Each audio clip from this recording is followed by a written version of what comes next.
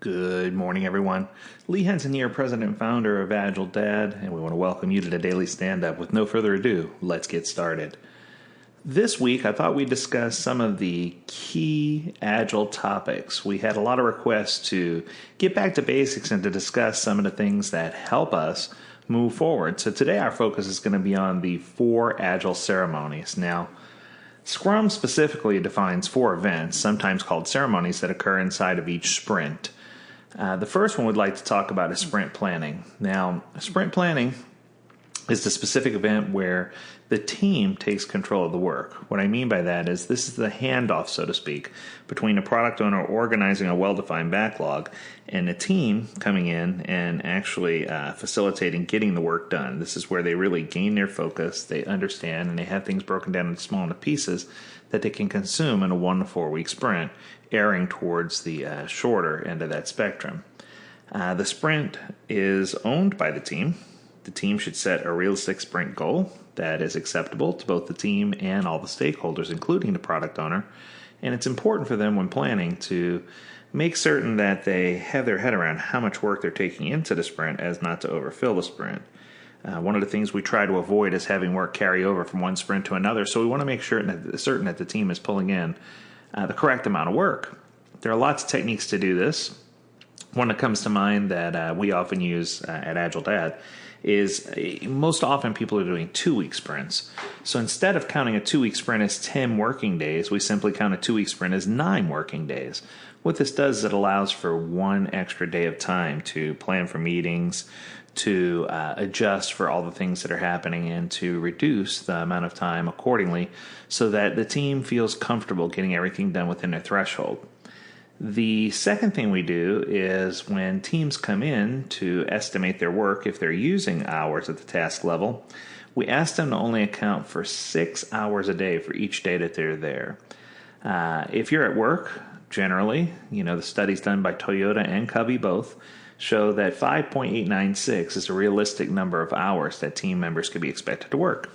So with that being the case, we just simply take each team member individually, and we have them on a sticky note or a spare scrap of paper, whatever's available, write down. We have them record what they anticipate or how many days they anticipate they're going to be there, times how many hours per day. So obviously, if they're missing the planning day, that would mean that they are going to be there for 9 days times 6 hours. But if they were present for the planning day and missing a different day, that would mean they would be there 8 days times 6 hours. And this just gives them a guideline or a template or at least some kind of benchmark to use when they're signing up for the work at sprint planning. So the key to sprint planning is to keep things organized, and that's one of the 4 major events. The second is the daily stand-up. This is where teams gather each day, hence the name Daily Scrum, to participate in a short meeting, no greater than 15 minutes. And our hope is that with 30 seconds per person, they can let us know what things they committed to do yesterday and if they completed them. What things did they commit to do today? And then if they have any impediments that they just learned about, they should bring those up. It's important to not talk about impediments from a day before here. Obviously, those should have been brought up or resolved prior to this meeting. So it's important for us to address those impediments as they come. The daily stand-up is an important meeting, though, in the sense that it helps everyone gather and get on the same page and gives everybody a chance to get caught up. But the key here is to not let it turn into a status report. We don't want anyone to be a master of ceremonies. We don't want it to be long-winded. This is just keep it short and sweet and simple. The third of 4 Scrum events or ceremonies is sprint review. Now, sprint review can include the demo, which is a public demo that's displayed to both internal or external stakeholders so that they can review the increment of work that we've given and provide us feedback regarding their opinion, how they feel about it, whether or not we're on track. And then we can leverage having the stakeholders there to learn more about timeline, budgets, additional features, whatever might be necessary in order for us to complete the work that's being requested to an acceptable definition of done. And then finally, the 4th event or ceremony inside of Scrum is the retrospective. Now, the retrospective may in many cases be the most challenging of all the events, but it's also one of the most important because this gives the team a chance to look internally and see what things are happening and how they want to address those concerns and what they intend to do in order to help be more productive in the following sprint. So it's a chance to sharpen their saw and to have self-improvement. Now, this isn't a chance to record details about what everyone is doing or to record details that are going to go out and be distributed to other people. This is an internal meeting for the team only, where they can really hunker down and decide what they are going to do for self-improvement and how they plan to approach challenges that might be facing them, whether it's regarding communication or regarding any part of the framework. The Scrum Master can be there to facilitate, but it's not required. The team can find anyone to be an objective third-party facilitator. Many people question whether the product owner should be present during a sprint retrospective. Now, many of the guides say no, that the product owner shouldn't be in this. However, many organizations are now leaning towards the product owner being closely tied to the team, so they should. What I'm trying to say here is I don't know that there's specifically a right or wrong answer according to the books or according to the guidelines. But when we have AgileDad coaches, in most cases, we do allow the product owner to come in for a short amount of time because we feel like it's important for them to provide feedback to the team on their progress.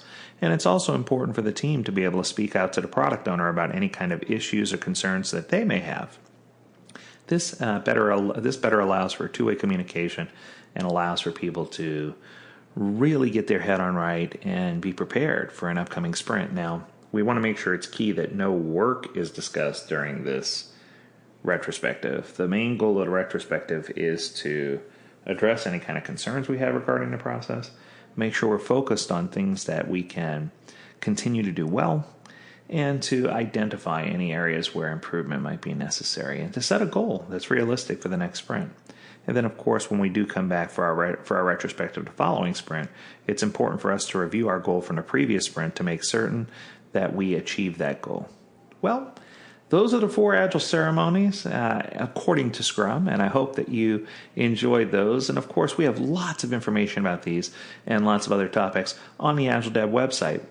If you specifically want to learn more about these ceremonies, my advice would be to download the Agile Meetings Guide from AgileDad.com, where we cover all of these meetings and we talk about what each role should be doing before the meeting, during the meeting, and after the meeting. And we give a lot of details regarding timing of the meeting, when it should be held, how frequently should it be held, the duration of the meeting, mandatory attendees, optional attendees. It's just a great guide to have handy because that'll help you with these ceremonies and any other things that you might be doing to help support your Agile framework. As always, we encourage you to stay healthy, stay well, and stay agile, my friends. Until next time, do take care.